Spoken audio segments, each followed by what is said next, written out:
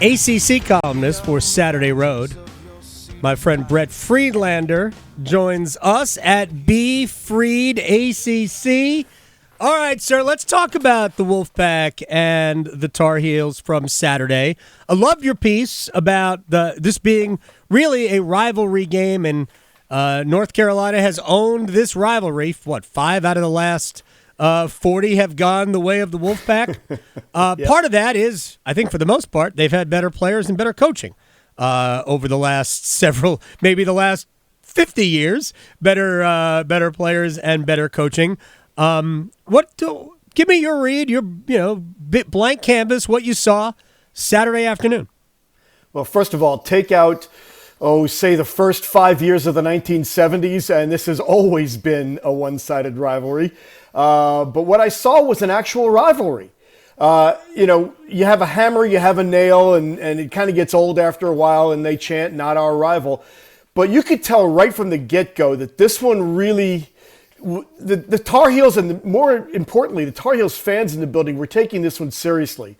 And it's because State has got a good team this year, but it just seemed a little bit different. And just the tone of play, it got very chippy, even before the Terquavion Smith leaky black incident. And then after that, where you had Casey Morcell kind of clocking Caleb Love in the face. This was an actual rivalry game, and that's something we really haven't seen from UNC and State. From both sides, that is. Usually it's just the one side, but I liked it. And, as I wrote in my column, it sometimes takes something more than geography to really make a rivalry an actual rivalry, to get bad blood going. And maybe this is the spark that does that. Yeah, you referenced the Duke, North Carolina, the origin of the Art Heyman, Larry Miller dust up back, 1960 or 1961. See, I looked at this game going in, and maybe I was wrong, but I looked at it going in that UNC needed the win more. Yep. Forget about the rivalry part of this, and I think the rivalry is real, obviously, but I thought UNC needed a win, over a good win, not necessarily more than NC State needed a good win, but their resume is kind of empty, and they needed a good win, and I think they played better. But it was a game that I think is befitting a rival, simply because it was so hard fought. It was so physical. Did you feel like it was officiated that way? I mean, look, I'm not trying to be I'm not trying to lead the witness here. I feel like it was officiated about as well as it could be. I realize that NC State doesn't agree with that. Well, let's just look at statistics here. Let's let the numbers talk. Right. Coming into this game, UNC was the team that got to the foul line the most in the ACC. Okay. Mm-hmm. NC State was the team that sent other teams to the foul line more than anybody else in the league. Mm-hmm. So that in itself is going to create a disparity, theoretically. Now, was it officiated as well as it could have been? No, I don't think so. There were some touch fouls outside that may have been a little bit, iffy and all that. But for the most part, Carolina attacked the rim and State shot three-pointers. And in that particular, dynamic, one team's going to get more fouls called on it than the other, and it's the team that is defending the rim and shooting the threes. So I did not know about those stats going into the game. Brett Friedlander is joining us. That's a great. Those are great numbers by you. I watched the game. I watched the game after I knew the outcome. I did not watch it. Didn't get a chance to do it because I had other things until yesterday, and I watched knowing what the free throw disparity was. Yep. So I was looking for, did NC State get screwed? And I didn't find it. I found that the game, in terms of free throw disparity, and I've always said that is the worst proof that you've got that the game was officiated one way or the other, is to simply point to that. And it wasn't even fouls at the end. It was fouls throughout the game. Where did State commit the fouls? And my takeaway was, boy, State fouled a lot. And you know what else too, Adam? They had Baycott in foul trouble. He had 3 fouls early in the second half. and they didn't take it at him. And get the ball in there. And even if DJ Burns has got foul trouble, he's on the bench, get the ball inside, post up on him, and get him to make that fourth foul. And I didn't think State was aggressive enough in doing that. And those are the type of things that I'm talking about. They settled.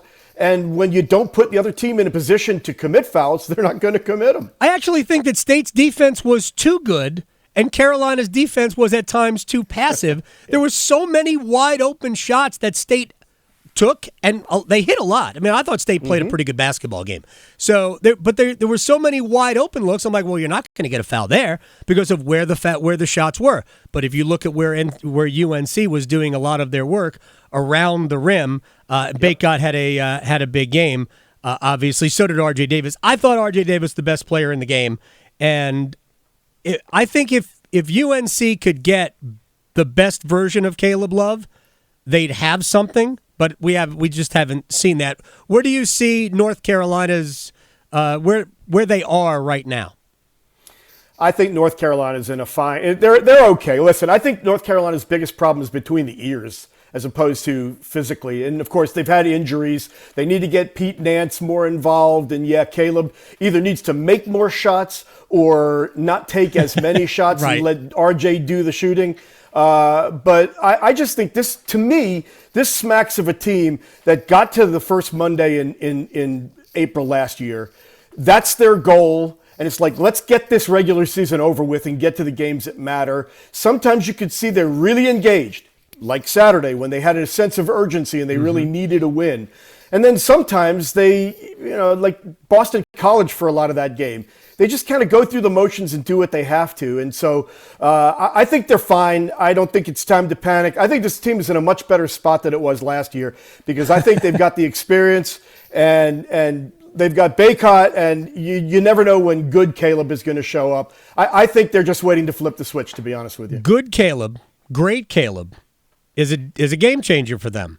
Yep. I think if we see the Caleb Love we saw on Saturday, which was just okay, if we see that Caleb Love, I think they'll probably make the tournament and kind of be pretty quiet and maybe bow out after a win.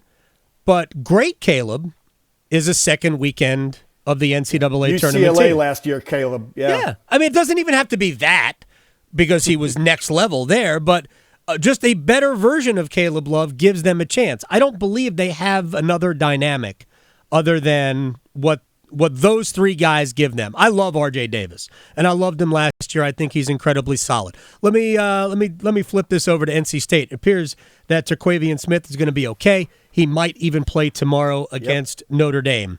I thought State was really good. Then the game got away from him, just like any game can get away from any team in a hostile environment down the stretch against a team playing well like UNC was. Where do you think State is?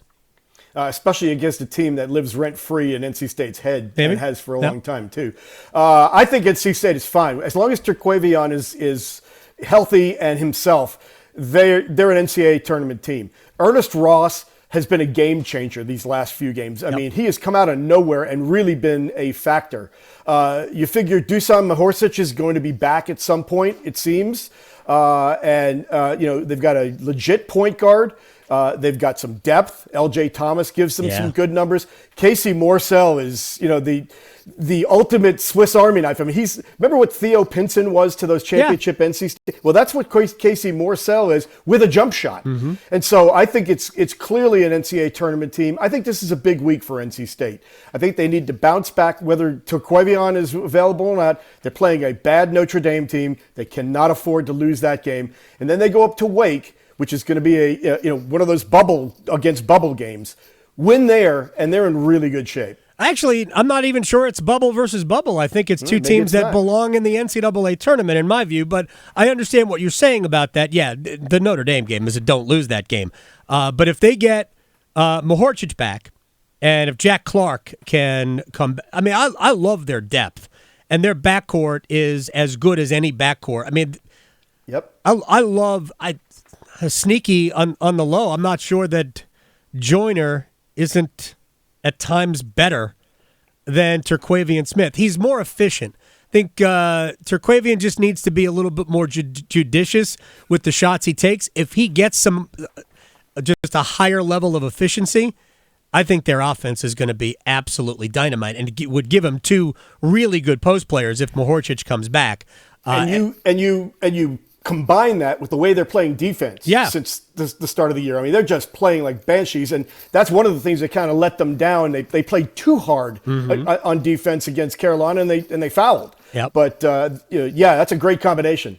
I'm glad you brought up the defense because I think that's been key. They're playing the best half-court defense I have seen NC State play under Kevin Keatts. Real quick, I don't know how much of Duke-Miami you got a chance to see. It was a rock fight, and John Shire said it after the game that this is the type of team or type of game that Duke is going to have to play. Yep. One where they just kind of grind it out. And it's kind of funny when you have theoretically all the talent that they've got, that's how they have to play. Yeah. But when you watch them, that's how they have to play. They're a different team at home than they are on the road, and they're a greatly different team when Jeremy Roach is healthy and playing than they are when he's not. I think that the key to this Duke team is going to be Dariq Whitehead, and if he emerges, and you can see it kind of starting, but he's the one guy on that team, I think, who's got the offensive capability to take games over. Hasn't yet. If he can learn how to do that and he can assert himself and do that, that gives them the dynamic that they, I think, need. But right now, you're right. This is a grinded out, blue collar team, and you would never expect that from a Duke team. Yeah, it's almost like an old school team. And I go back to the team that John Shire was on when they won the national championship in 2010, and that was a grinded out blue collar team, and that's kind of what this team has to be. They don't really have, as you said, anybody who can create their own offense. But to me, the number one exciting thing that I saw out of that game for the Blue Devils is Tyrese Proctor knocking down open shots. If that happens, then Duke is just a little bit better because that is the element, somebody to consistently knock down open shots that Duke hasn't had. Duke was 9 of 21 from three-point range against Miami. And if they can get some decent three-point shooting, it just might open up some stuff. And also, Derek Lively played his best game, I thought. Yeah, you know what? Adding that element at the perimeter spreads defenses out. It gives more spacing. And, boy, Filipowski's already really good. And giving him a little bit more room to operate, and you're right, Lively and Mitchell, that makes them a lot different team. But, yeah, they have to find somebody to give them that element. So what did Lively end up with? 6 points, 10 rebounds, and 5 blocked shots in 18 minutes? Yeah, right? That's insane. But, both he and Whitehead missed almost all of preseason. And this is about the time now that they're finally starting to catch up. So maybe they're still a team with a really high ceiling. Brett Friedlander, appreciate your time, my man. The ACC columnist, Saturday Road. Follow him on Twitter at BFriedACC. You're a gentleman. I'll talk to you later. Thanks. Always for you, Adam. Oh, man, that is very nice. My ego. It's like makes me blush.